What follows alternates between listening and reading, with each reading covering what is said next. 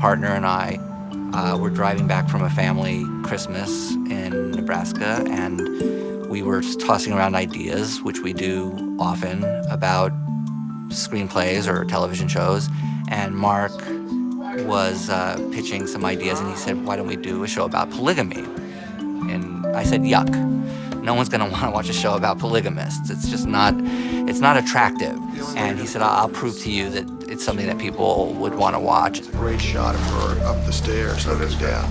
Yeah. In 2001 and 2002, when we were first batting around ideas of this, it was the reascendancy of the conservative religious right. There was a lot of chest thumping going on about what is a family, what should be a family. Action. And that is the environment that this idea was born out of. Sound, rolling. And action. What are you doing here? Talking to my brother.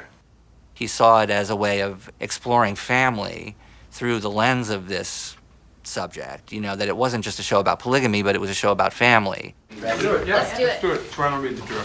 Nikki on the phone, dressed a little more compound than we're used to seeing her. There's no sleep to be had. We know when each script needs to be done. We know when the last chance is to get the last tweaks into a script before and during its shooting. So there's a holding on process to the very last minute before you let go and move on to the next one very quickly. I got here as soon as I could. Where's Bill? We'll read the script, and we'll do a table read with the cast and stuff, and then definitely in terms of the crew and the cast, it's definitely a much more family feeling this year. It's been nice. You and Bill don't love me for me. I'm just a baby factory, aren't I? How could you think that? I'm going to be the ugly pregnant wife from now on. I'm going to be fat and slovenly and have stretch marks, and I'm going to smell like crevices and sour milk.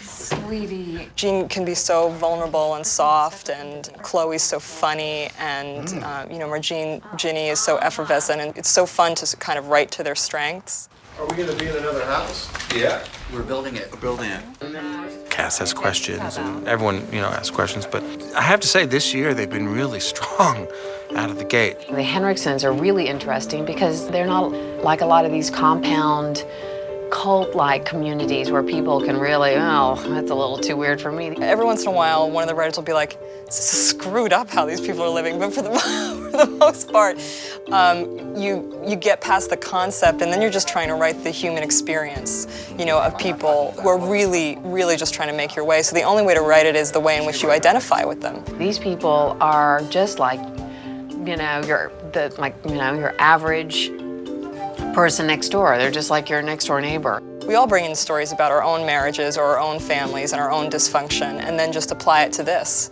No, I'll be paying in cash. They've got a real handle on the ideals of polygamy and portraying that on the screen. There's some one-liners that stick out, like, "Well, this isn't junior high, and these aren't your little sleepover girlfriends. Happy anniversary. How many years? 6, 16, 19. 19. a lot of the material in the show is so shocking because it's portrayed in such a normal way. When I had Albie, he became my great uncle, and I became his great-great-grandmother, which of course makes me my own grandmother. As Mark and Will said early on, after they did years and years of research, they said, there is no end of the stories that we can come up with.